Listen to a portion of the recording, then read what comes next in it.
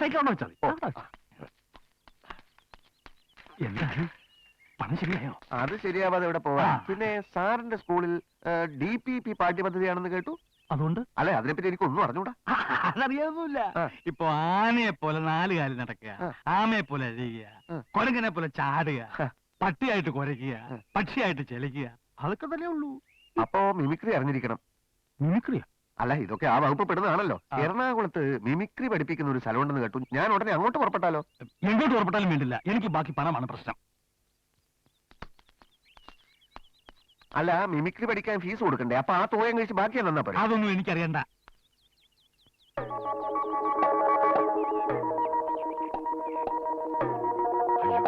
ചതിച്ചു. എന്താ സാർ?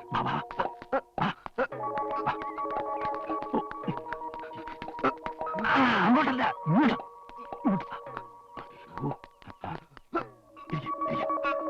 ആദായനികുതി, ഇൻകം ടാക്സ് വരുന്നുണ്ട്. തന്നെ ഇവിടെ കണ്ട അപ്പ അറസ്റ്റ് ചെയ്യും. ഞാൻ വിളിക്കാതെ പുറത്തോട്ടറിയരുത്. ആഹാ, മാഷ് ഇതുവരെ പോയില്ലായിരുന്നു. ആളുകളുടെ ഓരോ പറച്ചിൽ കേട്ടിട്ട് എന്റെ കൈയും കാലും വിറക്കുകയാണ് സാർ. ഇപ്പൊ ഇങ്ങോട്ട് സൈക്കിളിൽ വന്നവൻ ആരാ? സൈക്കിളാ? ഇത് ഞാൻ ഇന്നലെ വാങ്ങിച്ച സൈക്കിളാ. എനിക്ക് ലേശം ഈ നമ്മുടെ മറ്റേ ഈ പ്രമേഹത്തിന്റെ അസ്കതയുണ്ടല്ലോ. അപ്പൊ ഡോക്ടർ പറഞ്ഞു ദിവസവും കുറച്ച് സൈക്കിൾ കിട്ടും നല്ലതാണ്. സെക്കൻഡ് ഹാൻഡാ, എന്നാലും 10,000 രൂപയായി. അല്ല, അവൻ വന്ന സൈക്കിളായത്. എവൻ? സാർ ഒരുത്തന്റെ 1 ലക്ഷം രൂപ അഡ്വാൻസ് വാങ്ങിച്ചെന്ന് ചായക്കടക്കാരൻ ഗഫൂർക്ക പറഞ്ഞു. അത് എല്ലില്ലാത്ത നാക്കല്ലേ, ആർക്ക് എന്താ പറഞ്ഞുകൂടാത്തത്? ഞൊണ്ടിക്കാലം മാത്തുക്കുട്ടി പറഞ്ഞു മാനേജറെ പേര് വെച്ച് അവനാ എനിക്ക് കത്തയച്ചെന്ന്. അവൻ അങ്ങനെ ഒരു കത്തയച്ചത് എന്തിന്? എന്നെ ഇങ്ങോട്ട് വരുത്തി എന്റെ കാല് രണ്ടും തല്ലി ഒടിക്കാൻ. എന്നിട്ട് മാസ്റ്ററുടെ കാലിന് കുഴപ്പമൊന്നും കാണുന്നില്ലല്ലോ. അതിനുള്ള ശ്രമത്തിനിടയിൽ കോണിപ്പടിയെന്ന് വീണ് മാത്തുക്കുട്ടി ആശുപത്രിയിലായി. കണ്ടോ? നുണ പറയുന്നവനെ ദൈവം അപ്പ ശിക്ഷ കൊടുക്കും. അപ്പൊ സാർ തന്നെയാണ് എനിക്ക് കത്ത് എഴുതിയത്? പിന്നല്ലാതെ. പക്ഷേ മാഷേ, കത്തെഴുതിയതിനു ശേഷമാണ് കാര്യങ്ങളുടെ എല്ലാ വശങ്ങളെ പറ്റി ഞാൻ കൂലങ്കഷമായി ചിന്തിച്ചു. സാർ ഈ കൂലങ്കഷം ഒന്ന് നിർത്തുന്നുണ്ടോ? ഈ ക്ഷോഭം ഒന്നിനും ഒരു പരിഹാരമല്ല. മാഷ് വരൂ, നമുക്ക് വിശദമായി സംസാരിക്കാം. വരൂ.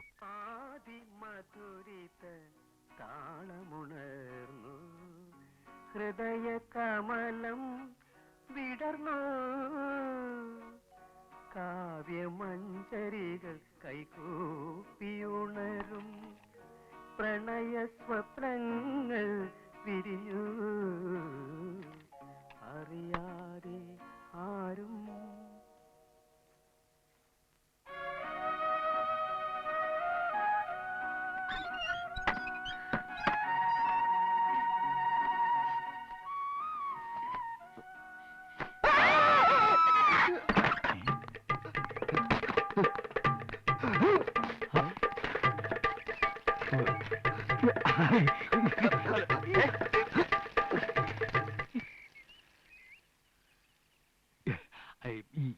എന്റെ ഒരു അനന്തരവൻ ചെറുക്കൻ.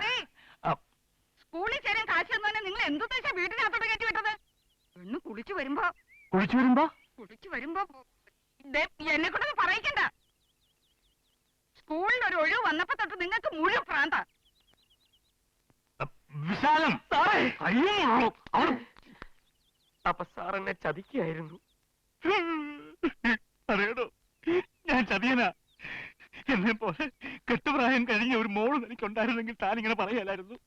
തനിക്കറിയാമോ, അവളെ കെട്ടാൻ സ്ത്രീധനം എത്രയാ ഓരോരുത്തന്മാര് ചോദിക്കുന്നതെന്ന്?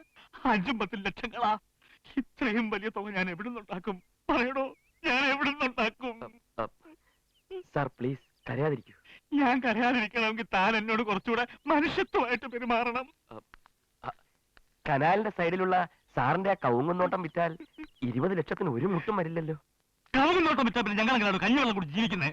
എന്റെ സാറേ, 20 ലക്ഷത്തിൽ 10 ലക്ഷം സ്ത്രീധനമായിട്ട് കൊടുത്തിട്ട് ബാക്കി 10 ലക്ഷം ബാങ്കിലിട്ടാൽ അതിന്റെ പലിശ കൊണ്ട് കഞ്ഞിവെള്ളമല്ല ദിവസം ബിരിയാണി കഴിക്കാലോ. എന്റെ മുതുമുത്തച്ഛന്മാരുടെ കാലം തൊട്ടുള്ളതാ കവുങ്ങുന്തോട്ടം. അത് വിൽക്കാൻ എനിക്ക് മനസ്സില്ലെങ്കിലോ? എങ്കിൽ പുഴക്കരയിലുള്ള കുറച്ച് നെൽപ്പാടം വിൽക്കാം. ഓഹോ, എന്റെ സ്വത്തിന്റെ കണക്കൊക്കെ നോക്കി വെച്ച് വന്നിരിക്കുകയാണല്ലേ? എന്നാ ഞാൻ ഇനി തെളിച്ചു പറയാം. 4 ലക്ഷം തന്നാലേ തനിക്ക് സീറ്റുള്ളൂ. അല്ലെങ്കിൽ ആര് 4 ലക്ഷം തരുന്നോ അവന് ഞാൻ സീറ്റ് കൊടുക്കും. അങ്ങനെ കൊടുക്കാനൊക്കെ അല്ല, എനിക്ക് ക്ലെയിമുള്ള സ്ഥിതിക്ക് ഞാൻ കോടതി പോയാ. ഓ, കോടതി ഇയാളുടെ തറവാട്ട് വകയല്ലേ? ഒന്ന് പോടൂ. ചങ്കുണ്ണിമാരെ വരട്ടാൻ നോക്കണ്ട.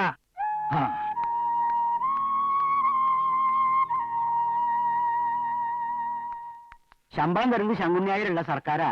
ആ സർക്കാരിന് വിദ്യാഭ്യാസ വകുപ്പുണ്ട്, ഡി ഉണ്ട്, എ ഉണ്ട്. മാഷ് എത്രയും പെട്ടെന്ന് എ ചെന്നുകൊണ്ട് കാര്യം പറയണം. മാനേജർ അപ്പോയിന്റ് ചെയ്യുന്ന ആൾക്ക് അപ്രൂവൽ കൊടുക്കുക എന്നുള്ളതാണല്ലോ എയോടെ. ഞാൻ പറയുന്നത് കേൾക്കണ്ട മാഷേ.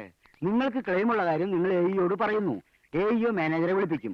ക്ലെയിം ഉള്ള ആളെ സ്കൂളിൽ ചേർത്താൽ മതി എഇഒ മാനേജറോട് നിർദ്ദേശിക്കും. അത്രേ ഉള്ളൂ. അല്ലാതെ നമ്മൾ കോടതി പോകുന്നില്ല, കേസ് കൊടുക്കുന്നില്ല. അതൊക്കെ വലിയ പുലിവാല. ഇന്ന് ഞായറാഴ്ചയല്ലേ, എഇഒ വീട്ടിൽ കാണും. വീട്ടിലാവുമ്പോൾ വിശദമായിട്ട് സംസാരിക്കാനും പറ്റും. മൂപ്പരുടെ വീട് എവിടാ? ടൗണില് സെഷൻസ് കോർട്ടില്ലേ, ആ. ആ റോട്ടില് കോർട്ട് കഴിഞ്ഞ് 1, 2, 3 4ാമത്തെ വീടാ. Auto auto auto auto hello auto.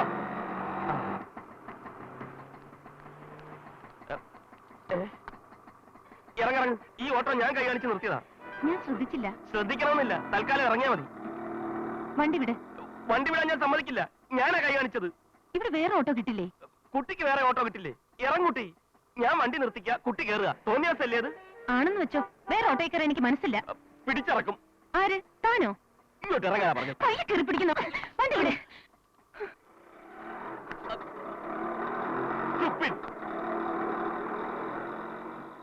ആ നിർത്ത് നിർത്ത് നിർത്ത്.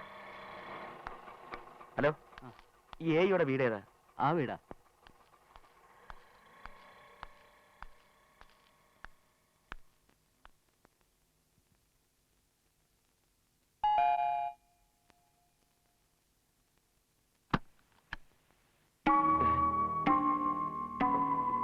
എന്ത് വേണം? ഞാൻ കുട്ടി. ഗേറ്റിന് വെളിയിൽ പോണം. ഞാൻ പോയില്ലെങ്കിൽ ഞാൻ പോലീസ് സ്റ്റേഷനിൽ ഫോൺ ചെയ്യും. അതെ.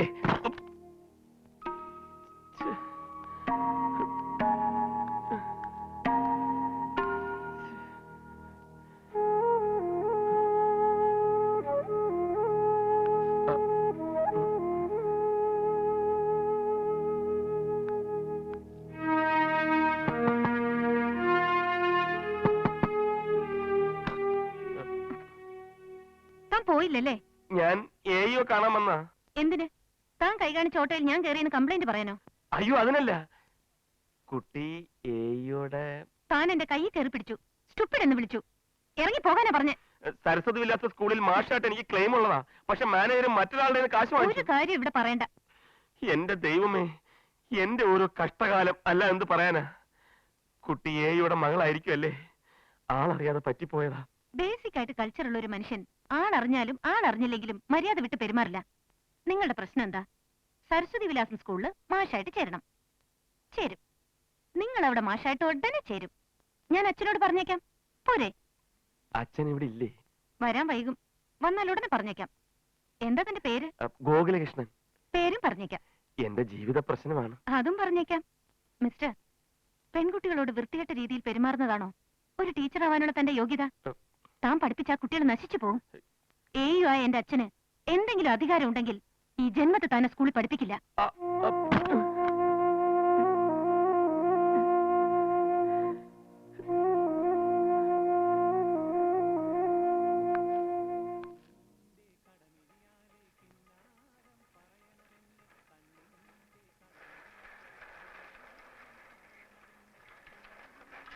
ഒരു ഗോകുലകൃഷ്ണൻ ഇറങ്ങിയിട്ടുണ്ടെന്ന് കേട്ടു.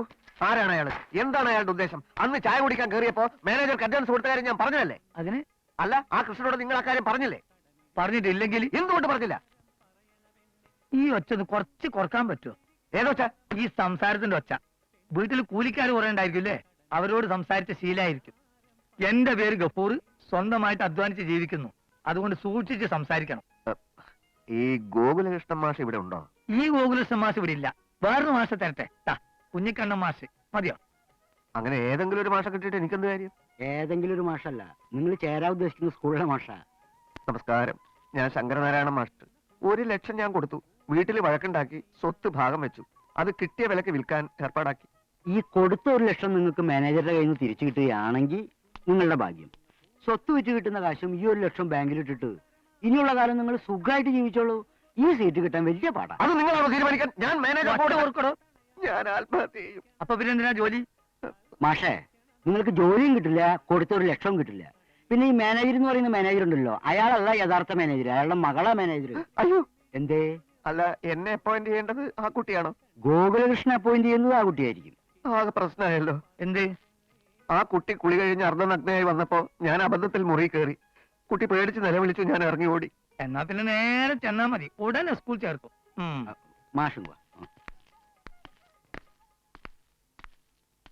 എവിടെയാ മാഷ്ട നാട്? കുറുവാഞ്ചേരി. ആ.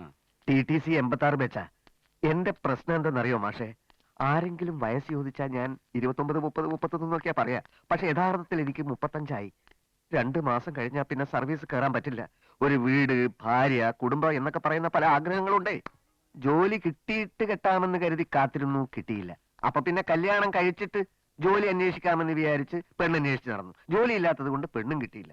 അങ്ങനെ ജോലി, കുടുംബജീവിതം എന്നൊക്കെ പറഞ്ഞ് ആകെ കുഴഞ്ഞു മറിഞ്ഞു കിടക്കുക. പക്ഷെ നിങ്ങൾ ഈ ജോലിക്ക് ശ്രമിക്കണ്ട. എന്നെ ഭ്രാന്ത് പിടിപ്പിക്കരുത്. നിങ്ങൾക്ക് ഇപ്പൊ തന്നെ കുറേശ്ശെ ഭ്രാന്തുണ്ട്.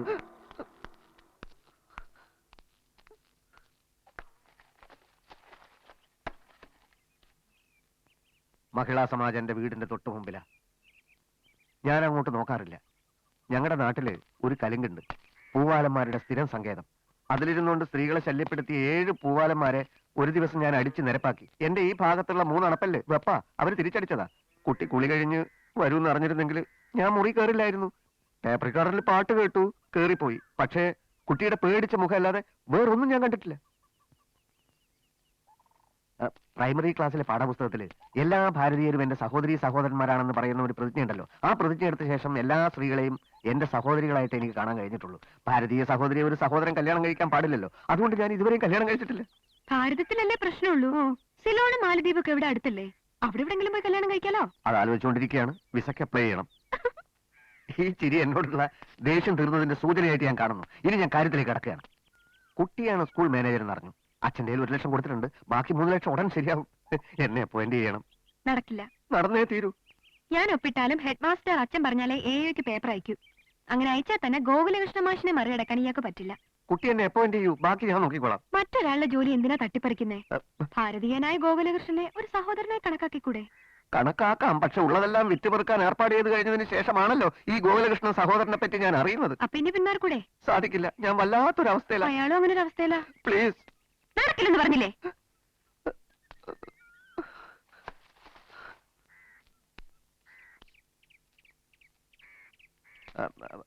കുറച്ച് വെള്ളം. ഇയാള് പോയില്ലേ? വെള്ളം കുടിച്ചിട്ട് പോയിക്കോളാം. ജോലി കിട്ടാൻ വെള്ളം കുറെ കുടിക്കും. ഉമ്മറത്ത് എന്നിരിക്കെ. മഹിളാ സമാജത്തിലോട്ട് നോക്കാത്ത ആൾ അടുക്കളയിൽ ഒളിഞ്ഞു നോക്കുന്നോ? സോറി.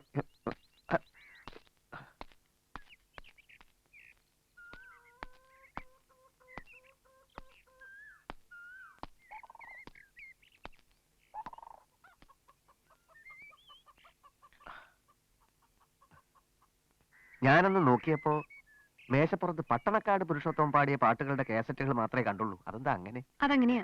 മറ്റു പാട്ടുകാരെയൊന്നും ഇഷ്ടമല്ല എന്നർത്ഥമില്ല. ചില ഇഷ്ടങ്ങൾക്ക് കാരണം പറയാൻ ബുദ്ധിമുട്ടുണ്ടാവും. പട്ടണക്കാടിന്റെ പാട്ടുകളാ എനിക്ക് ഏറ്റവും ഇഷ്ടം. അത്ര തന്നെ. അദ്ദേഹത്തെ നേരിട്ട് കണ്ടിട്ടുണ്ടോ? ഇല്ല. ഫോട്ടോ? ഒരു ഫോട്ടോ കിട്ടിയിരുന്നെങ്കിൽ എന്ന് ആഗ്രഹിച്ചിട്ടുണ്ട്. ആ ആഗ്രഹം നടക്കും. എവിടെ കിട്ടും? ഇതൊക്കെ ജീവിതത്തിലെ അസുലഭ മുഹൂർത്തങ്ങൾ തന്നെ. ഫോട്ടോ എവിടെ കിട്ടും? എന്തിനാ ഫോട്ടോ? ജീവനോടെ കണ്ടോണ്ടിരിക്കുകയല്ലേ. വിശ്വസിക്കാൻ പ്രയാസം തോന്നും. ഞാൻ തന്നെയാ പട്ടണക്കാട് പുരുഷോത്തമൻ. ചുമ്മാ നുണ പറയരുത്. സർക്കാരിനോട് ഞാൻ നുണ പറയും. കാരണം മറ്റു ജോലികൾ ചെയ്ത് പണം വാങ്ങാൻ പാടില്ല എന്ന് സർക്കാർ അനുശാസിക്കുന്നത് കൊണ്ട്. പക്ഷേ ഒരു ആരാധികയോട് ഒരിക്കലും ഞാൻ നുണ പറയില്ല. നിങ്ങളുടെ പേര് ശങ്കരനാരായണൻ. പക്ഷേ പട്ടണക്കാട് പുരുഷോത്തമൻ എന്ന തൂലികാ നാമത്തിൽ ഞാൻ പാടുകയാണ്. തൽക്കാലം പോട്ടെ. ഉച്ചക്ക് 2 മണിക്ക് ഒരു പാട്ട് റെക്കോർഡ് ചെയ്യാനുണ്ട്.